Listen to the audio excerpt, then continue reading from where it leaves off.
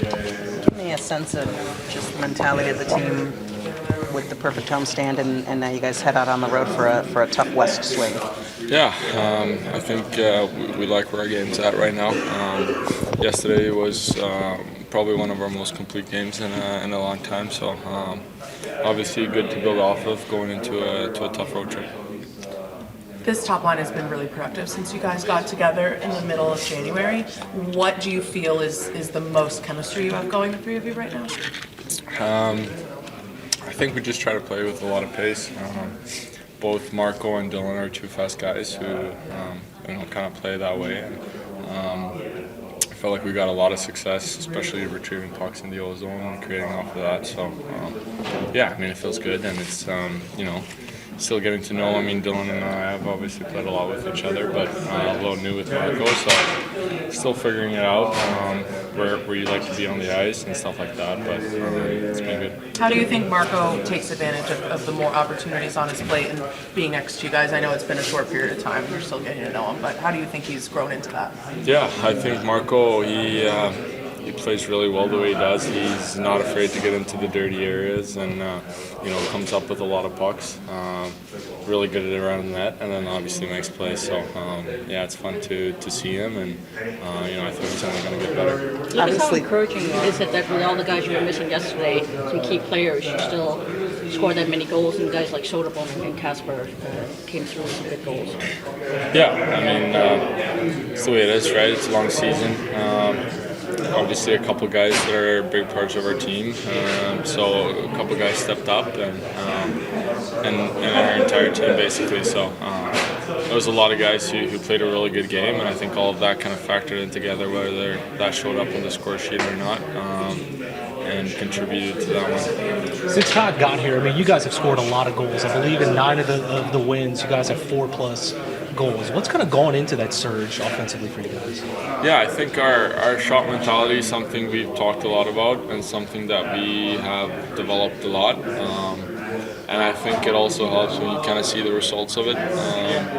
Sometimes it's tough, you're doing the right things, but you might not get the result you're looking for. So obviously when it pays off, it's easier to keep going, and I think that's the key too. It's not always going to go in, right? So it's just about doing the same things, and it's been big for us. Certainly, with the surge of confidence, the wins have come. How much more fun does it make it to come to the rink when you guys are winning on a consistent nightly basis? Yeah, like winning's fun. Everyone wants to win. There's a lot of competitive guys in here, so when you're winning, it makes things a lot easier, and makes you even more focused to keep it that way, right? You don't want to let that go. And like I said, I think it's the way we've been playing, which is probably the nicest feeling. It hasn't been a coincidence. We worked really hard for it, and we continue to do so every day.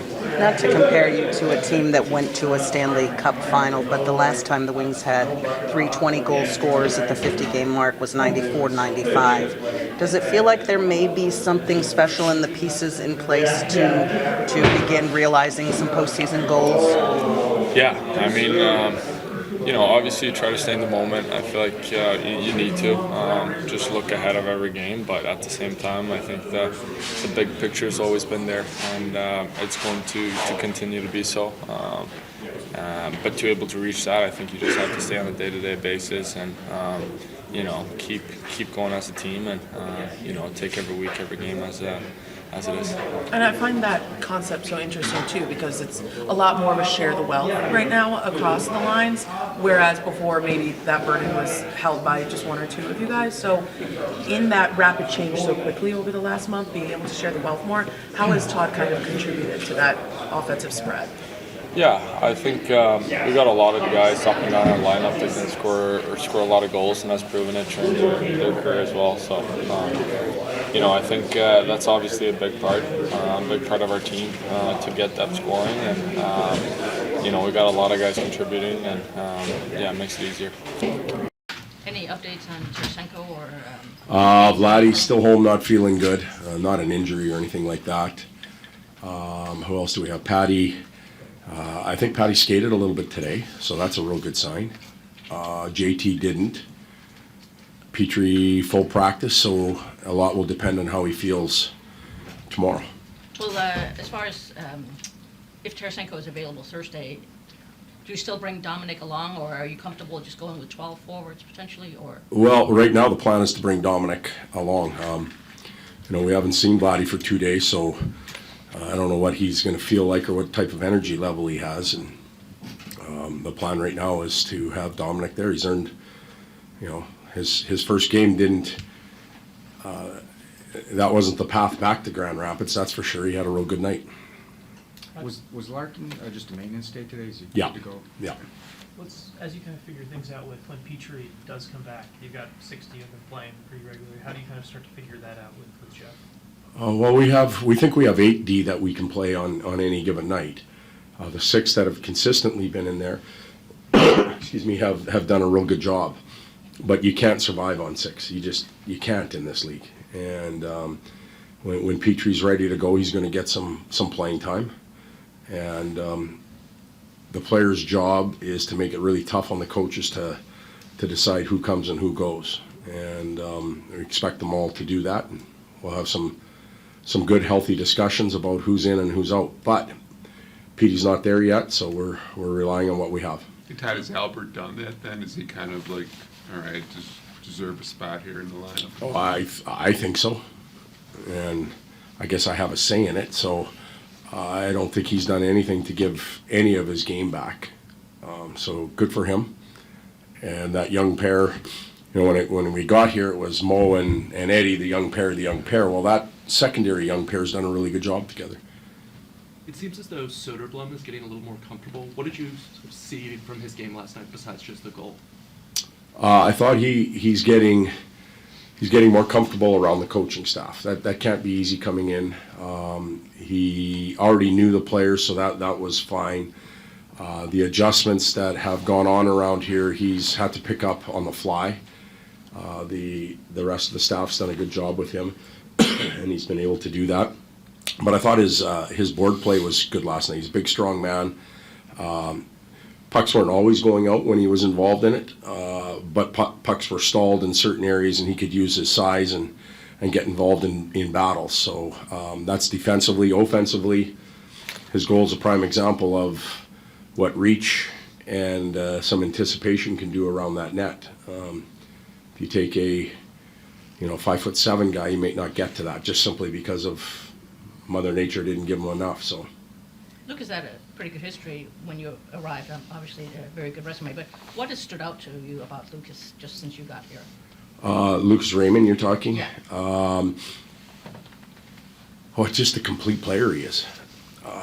I think I said one day it reminds me a little bit of Zetterberg, and you could open up a whole book of adjectives to describe Zetterberg. That's pretty easy.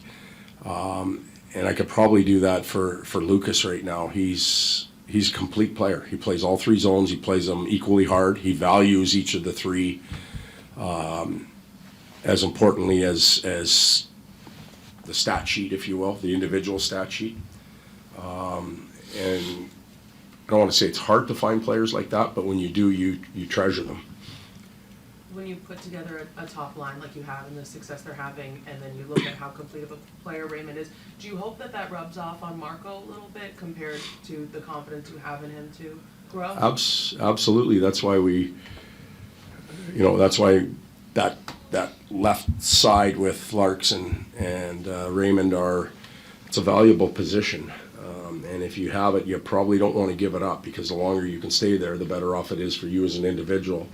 Ice time, experience, level of competition.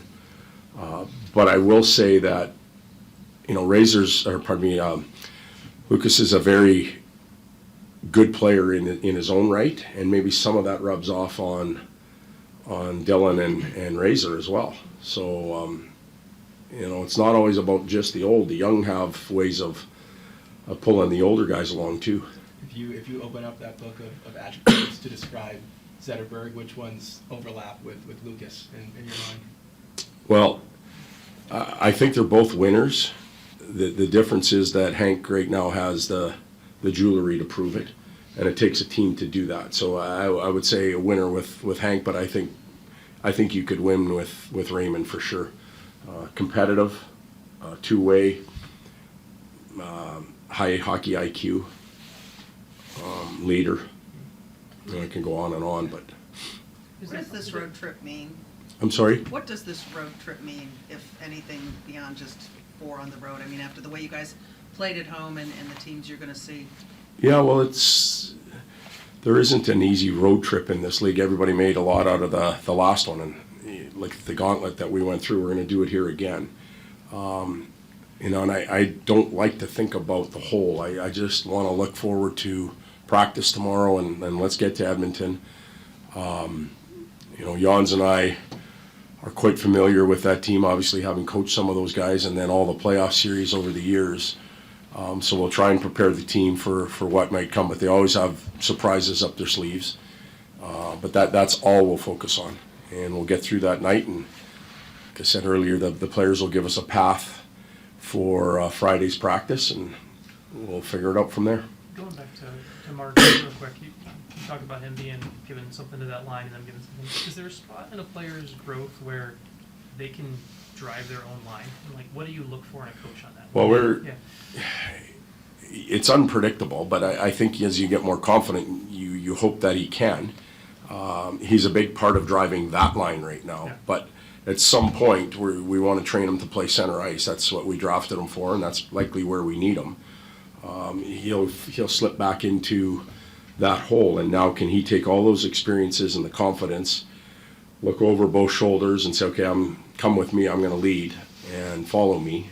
And if he can do that, then we're in a good spot. If not, then we have to keep working at it. And as you've gotten here and gotten to know Marco, just like you're figuring out everybody's strengths and stuff, how has that coaching relationship gone as you've put more on his plate? Yeah, it's been it's actually been quite easy. Some of those players are easy to coach, not because they're so good or anything. They ask good questions.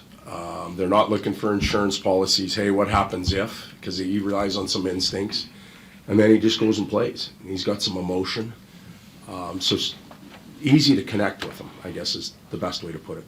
Todd, you guys have been really good on the PK on this stretch right now.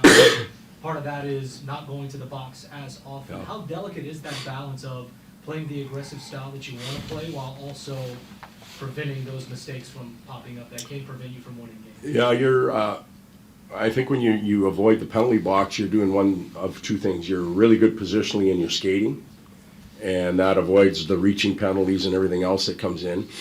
Or you're just not aggressive and you're passive, and the game just keeps coming to you. As long as we're aggressive and we're skating and in position, I'd like to think we're going to take fewer penalties, and we're trying to get them to believe in that. Just don't take them being passive.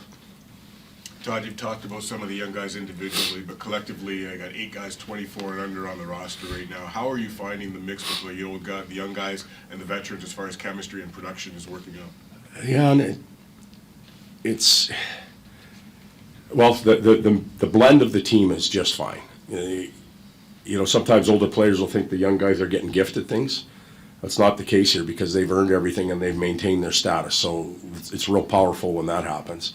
And then the other thing that can happen is the young guys think they never get a chance because they're old guys and they've just earned the right to get it all the time. And that isn't happening either. We're trying to balance it.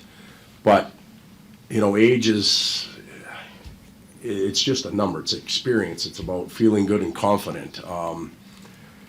8 guys under 24, that doesn't even really mean anything to me. It's just the future being confident and the present being productive. All good? Okay. Bye-bye. Thanks, Todd.